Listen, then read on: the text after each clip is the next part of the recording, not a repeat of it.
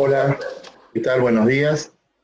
Vamos a comenzar un nuevo encuentro de la Diplomatura en Cuidados Críticos de Adultos entre la Universidad de Salud y la Asociación de Clínicas y Sanatorios de Tucumán.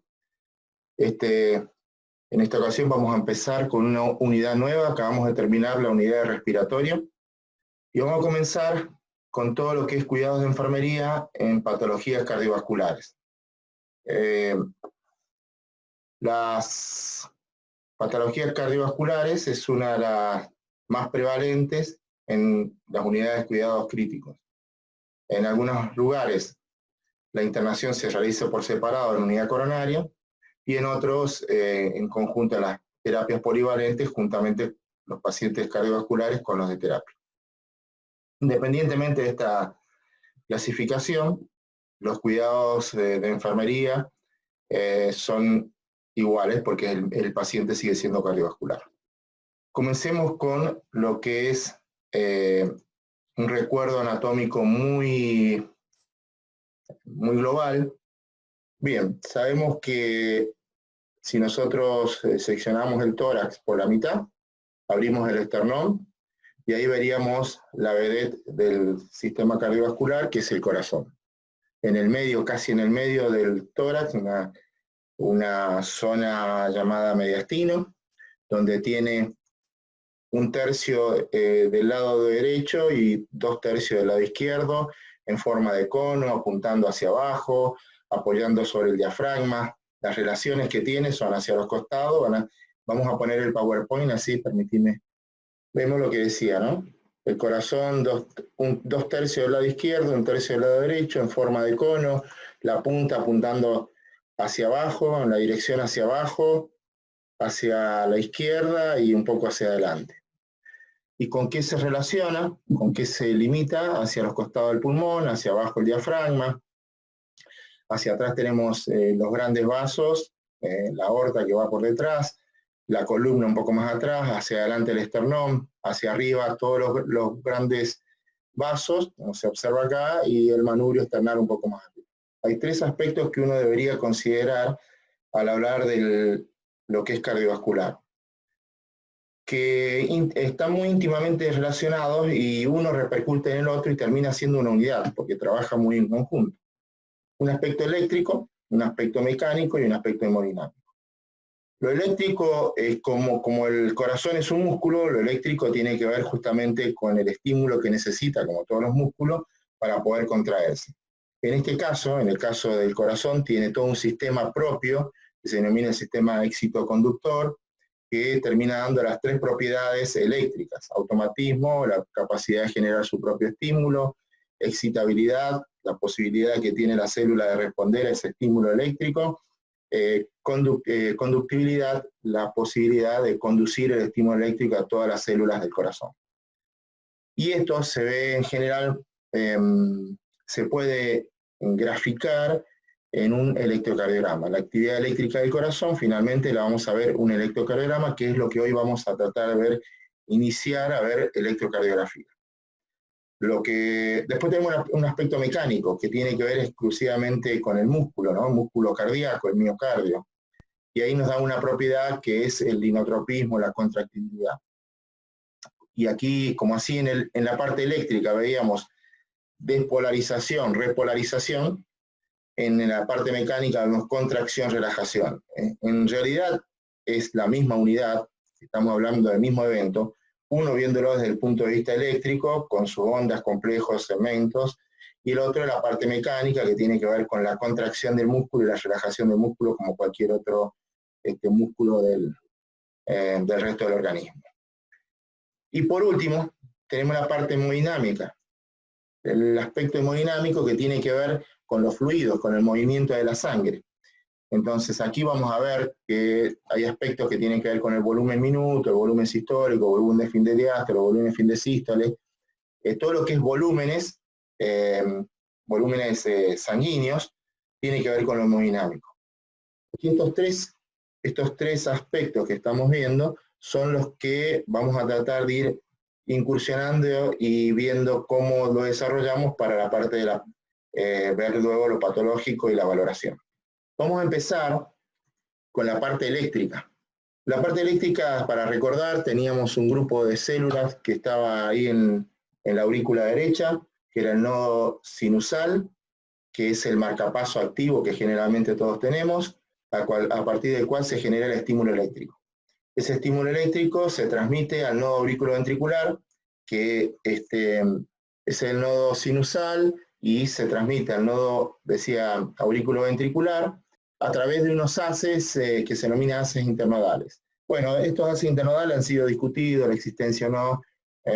Hoy por hoy, si agarramos cualquier libro, lo siguen mencionando, aunque dicen que toda la pared auricular es la que transmite y no hay haces. Lo que nosotros tenemos que saber es que el estímulo va desde el nodo sinusal al nodo auriculoventricular. El nodo auriculoventricular hay una porción de 3-4 centímetros gruesa que se denomina haz de His. Ese haz de His se divide en una parte izquierda y una parte derecha, la rama izquierda del haz de His, la rama derecha de His, y termina en unas fibras que se denominan fibras de Purkinje. Vamos a suponer que en la ciencia ficción, o si nos imaginábamos, esto no existe, ¿no? Si yo pudiera sacar con un sacabocado ese nodo sinusal y lo tuviera en la mano, generaría, así como el chispero, ¿vieron el magiclick en mi época, ahora no sé chispero, que genera un estímulo eléctrico, así generaría ese grupo de células que es como una canica, ahí, casi 1 centímetro de diámetro, y genera el automatismo, esta propiedad de automatismo. Acá se ve en una simulación cómo el estímulo nace en el nodo sinusal y se transmite por los distintos estructuras del sistema excitoconductor hasta llegar a la fibra de Purkinje. A medida que el estímulo eléctrico va sucediendo, se va produciendo la contracción. Siempre va primero el estímulo eléctrico y detrás de la contracción, casi simultáneo, pero primero va el estímulo eléctrico. Sigamos. Bien, ¿qué es lo importante de esto? Sigamos un poquito más, esto que le hablaba recién de generar el propio estímulo. Las células del nodo sinusal son las que generan su propio estímulo y lo transmiten esta propiedad de automatismo. Ahora, si estas células fallan, por lo general la persona no se muere, sino que hay un grupo de células que termina agarrando el comando, que puede ser, por ejemplo, el nodo auriculoventricular, pero en general con una frecuencia más baja. En el nodo auriculoventricular tendríamos 50 latidos por minuto. Este fenómeno se denomina fenómeno de captura. Esta es la teoría de captura, es muy interesante porque en algunas arritmias, las supraventriculares, algunas arritmias, yo puedo, con un marcapaso, superar esa frecuencia, capturar el ritmo e ir bajando de a poco la frecuencia. O sea que este fenómeno de captura, búsquenlo en la bibliografía que vamos a subir hoy, y si no lo buscan en internet y rápidamente aparece. Si el nodo sinusal falla, aparecen los marcapasos latentes, por ejemplo, el nodo auriculoventricular. Si falla el nodo auriculoventricular, aparecerá un marcapaso latente más abajo en el sistema de conducción, puede ser el haz de His, siempre con una frecuencia más baja. Si falla el haz de His y falla todo hacia arriba, probablemente alguna de las ramas tome, algún foco ectópico en la rama tome el comando con una frecuencia más baja y así sucesivamente, hasta llegar a lo que es el ritmo agónico, que es una frecuencia menor a 20, que lo habremos visto todo por el monitor, que en pacientes en los cuales todos los marcapasos han ido fallando y el que queda es un ritmo que no genera hemodinamia, que no genera presión arterial, que no genera flujo, y simplemente termina siendo una actividad eléctrica de un marcapaso muy bajo con una frecuencia muy baja. Aquí tenemos la parte mecánica que hablamos, ¿no? Vimos la parte eléctrica, la parte mecánica tiene que ver con el miocardio específicamente, que es la célula cardíaca, muscular cardíaca, con unas características muy particulares, que esta parte la vamos a dejar. Bueno, esto tiene que ver también con la parte hemodinámica, ¿no? El volumen, los volúmenes cardíacos, así como veríamos volúmenes pulmonares, pues tendríamos que ver volúmenes cardíacos, ¿no? Volumen sistólico, volumen de fin de diástole, de fin de sístole, volumen minuto, volumen sistólico por frecuencia cardíaca, volumen minuto. Entonces me interesaría centrarme en esta primera parte anatómica que tiene que ver con el sistema excitoconductor, los distintos marcapasos que tiene, las posibilidades de marcapasos, y que tiene dos aspectos, la que es la despolarización, que se asemeja a la contracción, y la repolarización, que lo podríamos pensar como la relajación. Aquí tendríamos una simulación de lo que es, por un lado, el sistema excitoconductor, en rojo y en amarillo sería el estímulo eléctrico, nace en el nodo sinusal, se transmite al nodo auriculoventricular, haz de His, rama izquierda y rama derecha. Ese sería todo un ciclo cardíaco, ¿no? Una contracción, una sístole. Entonces, aquí en verde al costado vemos que la actividad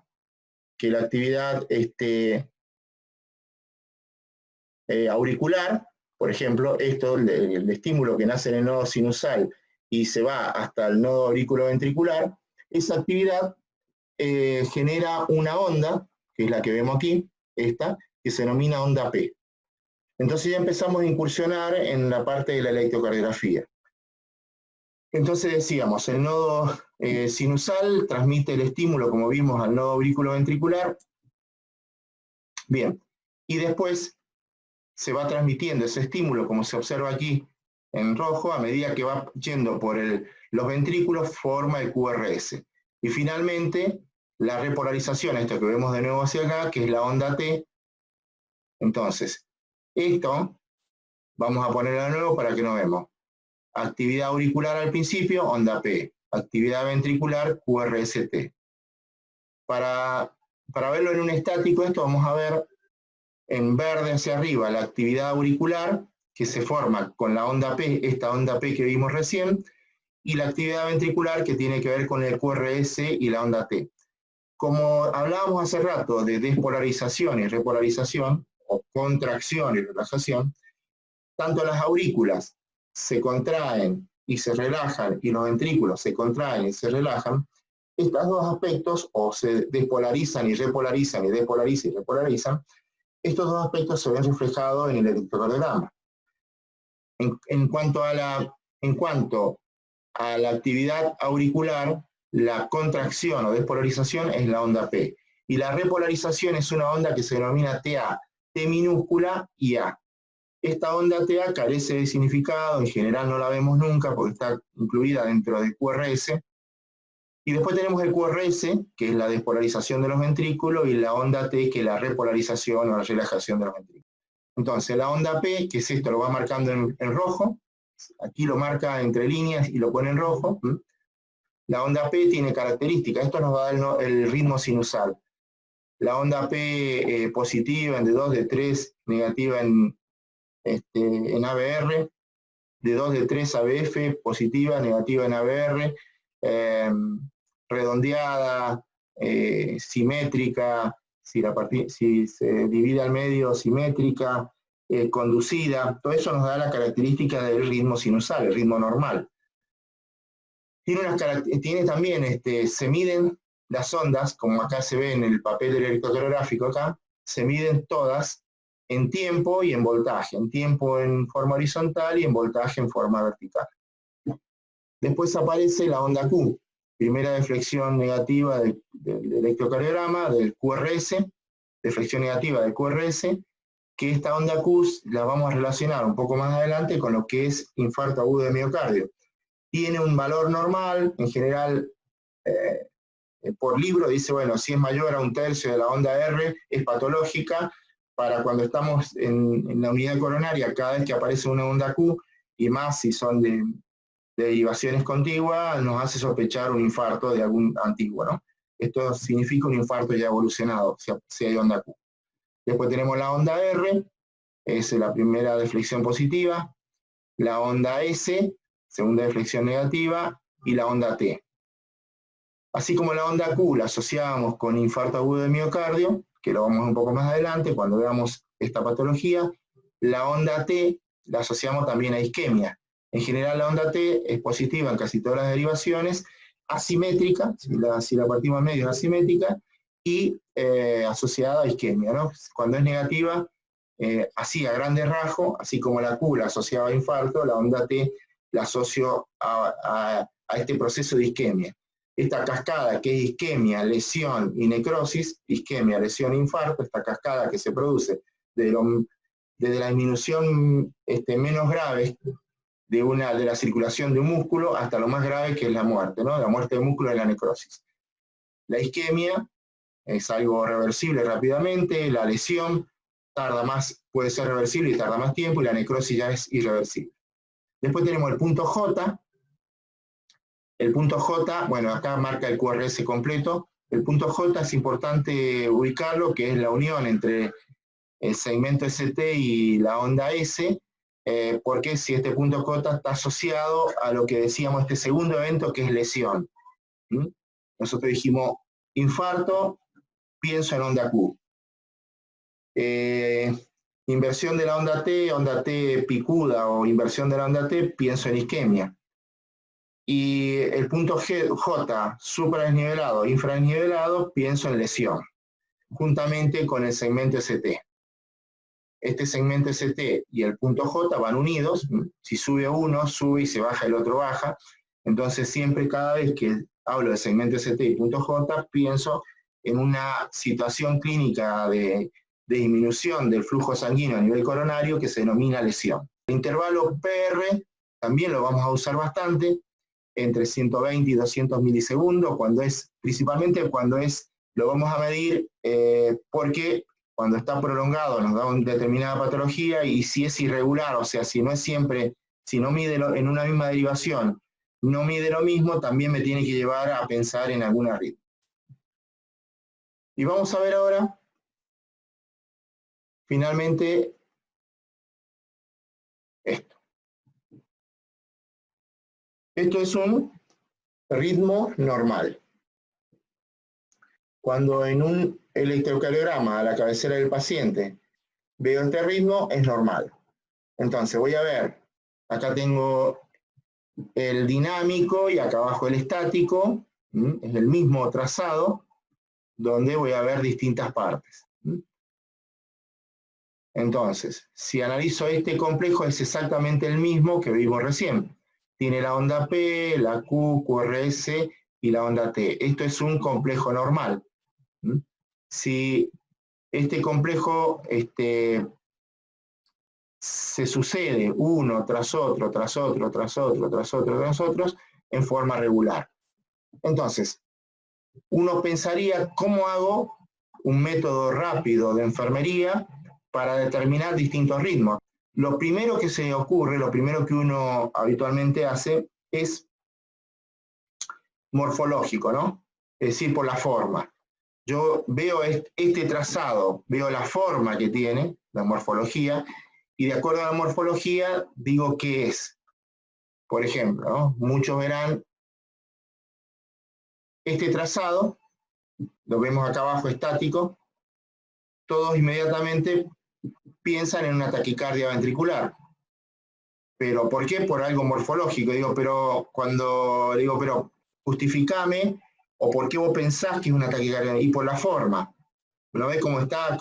Entonces me voy a un aspecto que es muy importante, porque es lo primero que uno ve, es la forma, y a partir de ahí mentalmente se orienta a qué tipo de arritmia es, y va a aplicar el método que vamos a ver ahora para decir que lo que estoy pensando es o no es. Este método consta de 5 pasos: 1 paso, 2 pasos, 3 pasos, 4 pasos y 5 pasos. Son 5 pasos.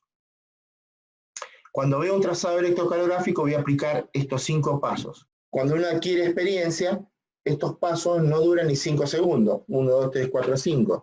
Lo primero que analizo es la frecuencia cardíaca. Tenemos una frecuencia normal entre 60 y 100, hacia arriba todo lo que es taquicardia, hacia abajo de 60 lo que es bradicardia. Entonces ya puedo decir que tengo taquiarritmia y bradiarritmia, ¿no? ¿Por qué hago esta diferenciación? Porque la capacidad que tiene el corazón de compensar el volumen minuto disminuye drásticamente con frecuencias menores a 50 o con frecuencias mayores a 150. Después voy a medir el intervalo RR. Es la distancia entre una onda R y la otra onda R. Estas, por lo general, deben ser regular. Es decir, que el intervalo RR debe ser medir entre un RR y el otro, debe ser siempre medir lo mismo. Después vamos a ver la onda P, que debe estar siempre presente, seguida de QRS. El intervalo PR, que es desde la onda P a la onda Q, PR o PQ, este intervalo debe medir hasta 200 milisegundos, también lo vamos a ver y debe ser regular. Y el QRS en general debe ser angosto, es precedido de onda P. Bien, el paso 1 que decíamos es la frecuencia. Lo primero que miro en un trazado es la frecuencia. Acá lo primero que mido es la frecuencia, dije. Segundo paso, la distancia RR, la distancia que hay entre esta R y esta R. Esa distancia, si la mido, debe ser igual. En este caso es igual. O sea que ya más a favor de que sea un ritmo normal. El tercer paso era ver la onda P. La onda P está presente, sí, está presente aquí, aquí, está presente siempre, y está seguida de QRS, es decir, que está conducida. El cuarto paso voy a ver el PR, la distancia que hay entre el comienzo de la onda P y el comienzo de la onda Q o R. Si lo mido aquí, es igual que aquí, es igual, o sea, los PR miden lo mismo en todo el trazado este. Y por último el QRS, donde voy a ver que el QRS es angosto, está precedido de onda P, como mínimo que es angosto y está precedido de onda P. Vamos a hacer un repaso.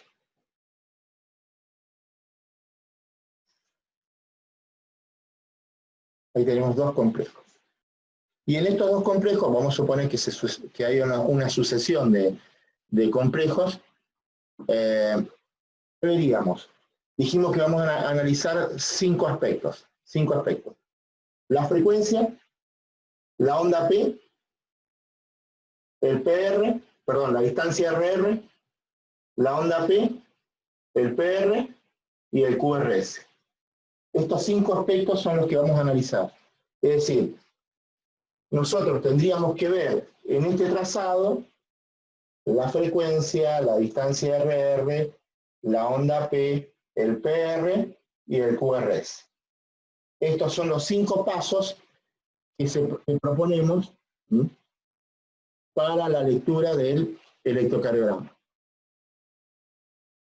Vamos con lo primero, la frecuencia. La frecuencia en general la puedo sacar, si tengo una tira de electrocardiograma, la puedo sacar por distintos métodos, son fáciles de estudiar, y si no, por el otro lado, lo que puedo hacer, lo voy a tener en el monitor, en general, al costado derecho arriba, tengo la frecuencia cardíaca que marca el monitor de cabecera. La distancia RR es la distancia que hay entre esta R, que es esta, y esta R, que es esta. Esa distancia debe ser igual de un trazado al otro. Si esto se repitiera varias veces, la distancia de aquí a acá debe ser igual. Eso me da la normalidad del trazado.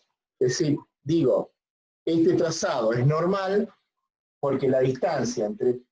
Primero, hay varios aspectos, ¿no? Pero la distancia entre los RR es regular. Otro aspecto que voy a mirar es la onda P, dijimos. Es esta que está acá al comienzo y es esta. Acá no salieron muy parecidas, pero la onda P debe estar presente, siempre presente, seguida de un QRS, presente, seguida de un QRS.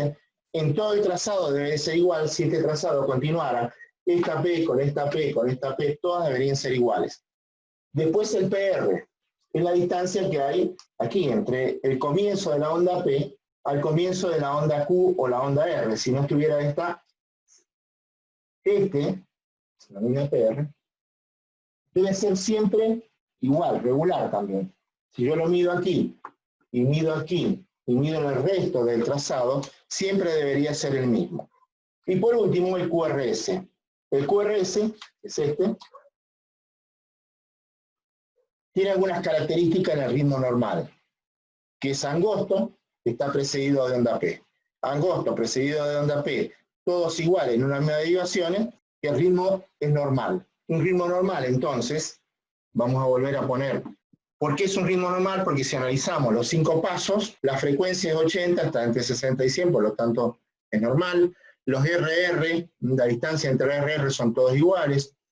La onda P está presente, son todas iguales, en la misma derivación son todas iguales y están todas conducidas. Las ondas P, que las marca ahí en verde y con líneas azules, las ondas P, y son todas iguales y están todas seguidas de QRS.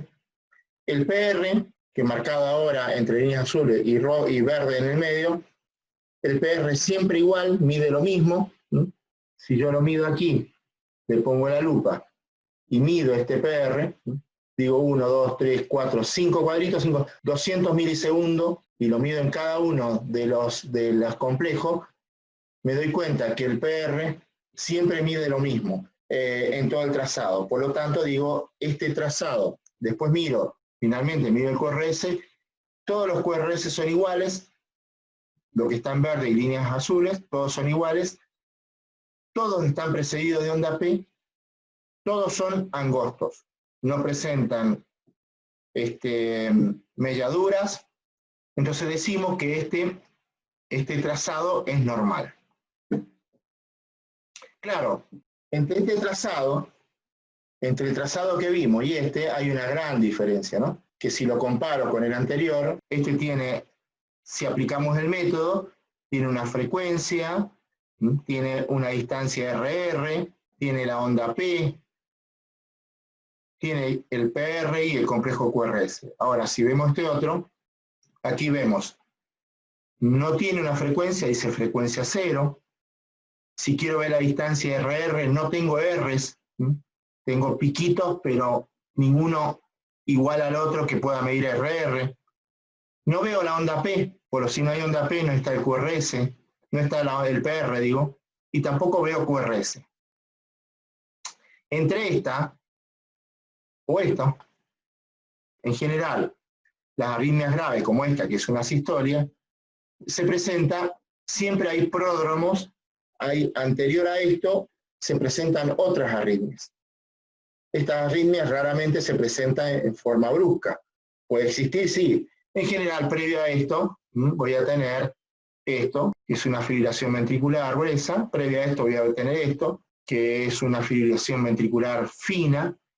Previo a esto, probablemente tenga esto, o tenga esto, o tenga esto. El fenómeno RST.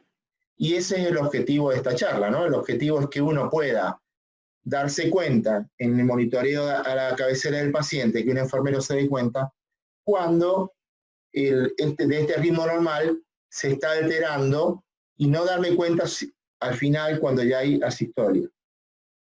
Digo, si yo aviso acá, cuando de golpe la persona, este ritmo, empieza a tener extrasístoles polifocales de diferentes formas, ¿ven? Un latido normal, y tengo esto, normal, y tengo este trazado y me doy cuenta que son extrasístoles, que no las tenía y que ahora la está presentando, probablemente me dé posibilidades de medicarlo, de hacer un electrocardiograma, ver si esto es isquémico, ver de dónde viene. Imaginémonos que el enfermero, en vez de avisar cuando está acá, o está acá, que ya es muy grueso, o está aquí, yo aviso cuando está acá, y aquí ya la asistolia no se choca, ¿no? No tiene choque eléctrico. Aquí es difícil revertirlo. Pero si yo avisé aquí en este momento, cuando me di cuenta que tiene extrasístoles polifocales, porque estudié, porque hice la diplomatura de Tucumán y me di cuenta, entonces la posibilidad es mucho mayor. Y puedo hacer un tratamiento farmacológico o ver qué está sucediendo, ¿no? Puedo mirar el medio interno, puedo ver si es isquémico, pero tengo para trabajar. Vamos a seguir con el ritmo normal. El ritmo normal, aplicamos 5 pasos. Voy a aplicar los 5 pasos y puedo determinar que es un ritmo normal. A cada una de las arritmias que vamos a ir viendo, la vamos a ir clasificando, analizando con estos 5 pasos. Este método que nosotros proponemos y que el enfermero debe saber en su cabeza, lo primero que hago es lo morfológico, veo algo morfológico y hago ahí una especie de hipótesis, digo, ¿no? Veo algo morfológico, digo, esto es tal cosa. Lo primero que nos pasa a todos, cuando veo en el monitor algo, digo, esto es tal cosa. Bien.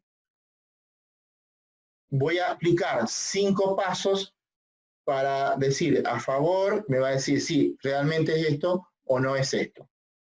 Estos pasos son para que el enfermero, es una alerta rápida para que el enfermero mire el monitor de cabecera y pueda darse cuenta que lo que está sucediendo es o no es grave. Y acá tengo tres posibilidades. De acuerdo, digo yo, de acuerdo a cómo la arritmia repercute en la hemodinamia de la persona, del paciente, el enfermero tiene 3 posibilidades. La primera es que lo que está sucediendo en el monitor no repercuta clínicamente. Es decir, miro el monitor y veo un cambio electrocardiográfico, lo analizo con los 5 pasos, por ejemplo, un bloqueo AV de primer grado. Por ejemplo, extrasístoles supraventriculares aisladas. Por ejemplo, extrasístoles ventriculares aisladas. Lo segundo que puede pasar es que yo esté viendo algo en el monitor, que lo que esté sucediendo en el monitor me diga, no, yo tengo que hacer algo más. Por ejemplo, ¿no? le voy a poner el saturómetro, le voy a tomar la tensión arterial, voy a ver el pulso, o sea, voy a hacer cosas de valoración, le voy a hacer un electrocardiograma, porque lo que está sucediendo es algo intermedio, no es para quedarme sentado y seguir haciendo lo que está haciendo, ni es para salir corriendo y avisarle al médico o activar el sistema de emergencia. Y la tercera opción, lo que miro en el monitor de cabecera, lo que estoy viendo en el monitor de cabecera, es algo que tengo que activar rápidamente el sistema de emergencia. Tiene que llamar al médico rápidamente porque implica riesgo vital. Repasamos. Hay un grupo de arritmias que las voy a mirar en el monitor de cabecera y eso no pasa nada. Sigo tomando mate. Yo estaba ahí, digo, en general, pongo este ejemplo, no es para que uno tome mate, pero digo, tengo un sigo tomando mate, un controlo y un zafarrancho. Sigo tomando mate, controlo y zafarrancho. El sigo tomando mate es no pasa nada. Lo que observo en el monitor es algo que clínicamente no repercute clínicamente, es una arritmia que no repercute, es algo eléctrico que no pasa nada y me quedo tranquilo, sigo tomando mate. En este segundo grupo de arritmias, cuando suena la alarma del monitor y miro, digo, no, acá no es un no pasa nada, tengo que hacer algo más. Voy a controlar. ¿Tiene pulso? Esa arritmia, ¿genera pulso? Sí, genera pulso. Bueno, ese pulso, ¿genera presión arterial? Le tomo la presión. Sí genera presión arterial. Ese pulso y esa presión arterial, ¿me permiten una buena saturación? Le coloco, sí permiten una buena saturación. Si miré, si tiene pulso, tiene presión arterial, tiene saturación, traigo el aparato de electrocardiograma y le hago un electrocardiograma. Si el enfermero está a las 2 de la mañana, puede mirar inclusive cuánta diuresis tuvo en las 24 horas previas o en el turno anterior, cómo está el ionograma, que todo esto puede generar que hace 3 horas atrás estaba con 110 latidos por minuto y ahora está con 160 latidos por minuto. Lo que voy a hacer, lo primero que hago, le tomo pulso. Si tiene pulso, veo si ese pulso genera presión arterial, le tomo la presión arterial. Sabemos que con presiones por sobre 100, me quedo tranquila, presiones por debajo de 100, empiezo ya a preocuparme. Tiene presión, le pongo el saturómetro, si tiene buena saturación, le hago un electrocardiograma. Si estoy a las 2 de la mañana, miro la diuresis de las 24 horas previas o el turno anterior, si se quedó con la diuresis, puedo mirar ingurgitación yugular, puedo mirar edema, si me atrevo un poco más, puedo mirar el ionograma. Con estos datos, ya sí voy al facultativo, al médico, y le digo, 2 de la mañana, mire, doc, tenemos el señor López, que de 100 se fue a 150, tiene pulso, tiene buena presión arterial, o le bajó la presión arterial a 100 de sistólica, aquí tiene el electrocardiograma, y un dato más, sabe que se viene quedando con la diuresis, porque en el último turno o en las 24 horas previas orinó 800, y en el último turno orinó 100. Eso es lo que uno esperaría de la enfermería que trabaja en cuidados críticos.